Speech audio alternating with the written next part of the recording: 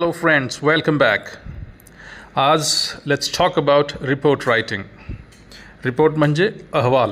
So let's talk about report writing today. काही महत्त्वाच्या ज्या गोष्टी आहेत त्या पहिल्यांदा समजून घेऊ. सगळ्यात महत्त्वाची जी गोष्ट असते ती अशी असते की रिपोर्टचं पर्पज काय आहे. तर त्याला आपण म्हणतो understanding the purpose of a report. That means why a report is being written. का लिहिला जातो रिपोर्ट, एखादा अहवाल का लिहिला जातो, त्याची कारणं काय आहेत. वेगवेगळी कारणं असतात, ते आपण वन आफ्टर अनदर बघू. A report is written for a specific purpose and serves various functions. आणि तेच त्याचे फंक्शन्स पण असतील, राईट. तर काय काय फंक्शन्स असतील. The functions of the report are number 1 informing. एखादा रिपोर्ट काय करतो. A report provides factual information about a topic, event or situation to help the reader understand it better. काय करतो, काही माहिती देतो जेणेकरून रीडरला तो प्रसंग किंवा ती परिस्थिती व्यवस्थित लक्षात यावी. The second one is analysing. ॲनलायझिंगमध्ये काय केलं जातं. It examines data, trends or issues to provide insights and deeper understanding of the subject. एखाद्या गोष्टीची सखोल माहिती घेण्यासाठी ॲनलाइज केलं जातं. Next purpose is recommending. Based on the findings, a report may suggest actions or solutions to a problem. एखाद्या प्रॉब्लेमला solutions पण report suggest करू शकतो. आणि last one, that is fourth one, is documenting. Reports serve as official records for future references, ensuring important details are preserved. काही महत्त्वाच्या details असतील तर त्या प्रिझर्व करून, जतन करून ठेवणे, हे एक त्याचा उद्देश असतो. That is called documenting. आता दुसरी जी गोष्ट आहे ती आहे pre writing, planning and research. As it was there for the essay, this is also for the report. For writing a report, proper planning and research is essential. काय असतं याच्यामध्ये. Defining the readers. First thing that you need to know is the readers. So identify who will read the report, the person who's going to read the report. For example, whether it is the manager who's going to report, whether it is the researcher who's going to read the report, or whether it is a policy maker, or if you're a student, see whether your teacher is going to make a report and tailor your report's content accordingly. The second point is research and data collection.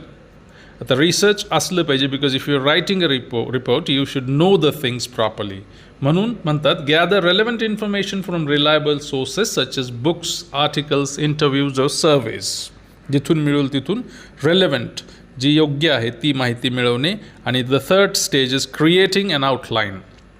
आणि मग काय करायचं, information logically organise करायची. म्हणून म्हणतात organise the information logically by structuring key sections before starting to write. लिहायला सुरू करायच्या अगोदरच की सेक्शन्स आपण लक्षात घ्यायचे आणि मगच लिहायला सुरू करायचं. The third point that will study is structure of a report. आता आपण समजून घेऊ की रिपोर्टचं स्ट्रक्चर काय असतं. Let us understand the structure of a report. A well structured report typically includes following sections. कुठले कुठले असतील. Number 1 title page.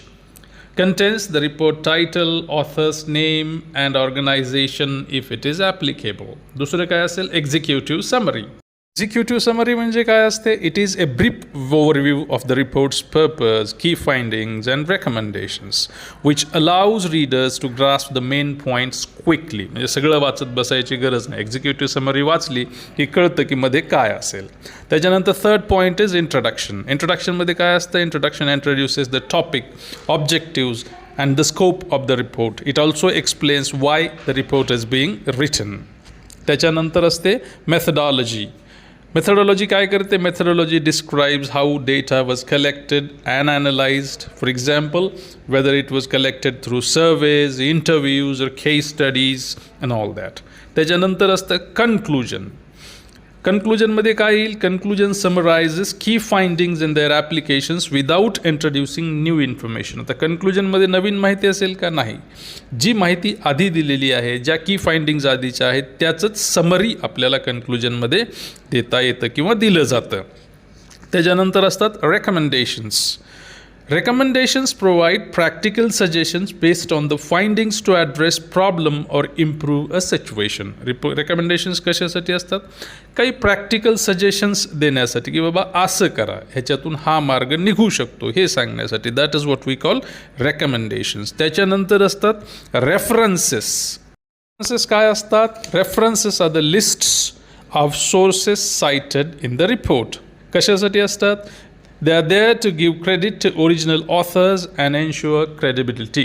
कोणी म्हणलं म्हणून आहे तर त्याचं नाव आपण तिथे रेफर केलं पाहिजे, दिलं पाहिजे की हे अमुक माणसाचं म्हणणं आहे. दुसरं एखादं रिसर्च असेल तर ते तिथं आपण सांगितलं पाहिजे. आणि लास्टला असतं अपेंडायसिस. अपेंडायसिस म्हणजे अपेंडिक्स शब्दाचा प्लुरल आहे तो.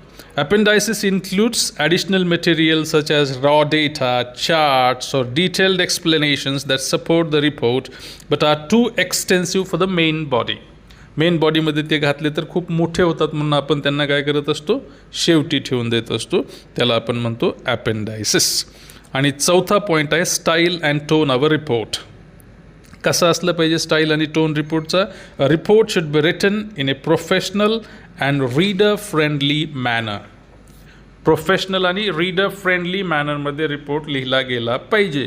त्याच्यासाठी काय स्टेप्स असतील तर 4 गोष्टी आहेत ज्या आपण लक्षात घेतल्या पाहिजे. पहिली आहे बी क्लिअर. बी क्लिअर म्हणजे काय? Use simple concise language to ensure the message is easily understood.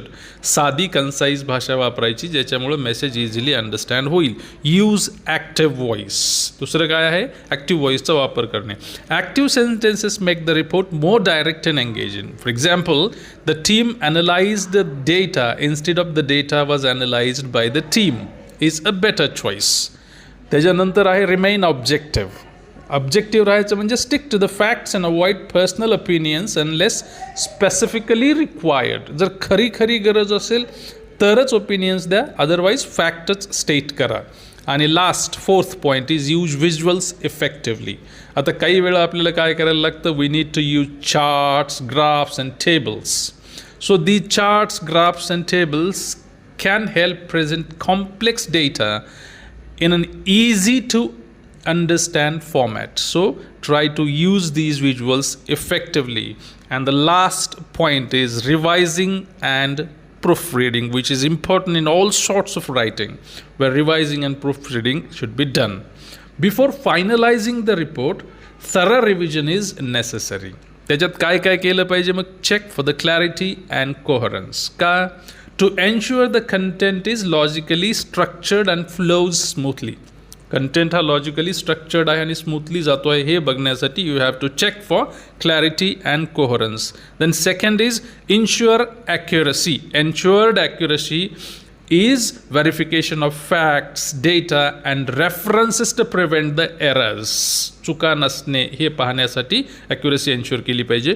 त्याच्यानंतर इम्प्रूव्ह रीडेबिलिटी म्हणजे त्याचं वाचणं सोपं झालं पाहिजे. म्हणजे कसं होईल ते मग? Use bullet points, headings and short paragraphs to make the report easy to read. Report वाचायला सोपं झालं पाहिजे ना. आणि फायनल आहे प्रूफ रीड. प्रूफ रीड करायचं म्हणजे चुका बघण्यासाठी पुन्हा वाचायचं. कशा चुका? स्पेलिंगच्या चुका, ग्रामरच्या चुका, फॉर्मॅटिंगच्या चुका ज्या असतील त्या. म्हणून म्हणतात carefully review the report for grammar, spelling and formatting mistakes to maintain professionalism. तरच तुमचा रिपोर्ट हा प्रोफेशनल होईल.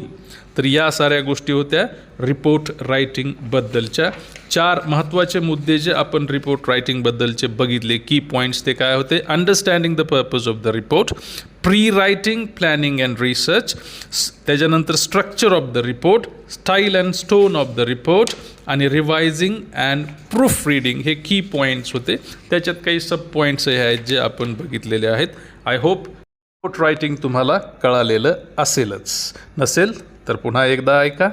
Thank you very much for watching.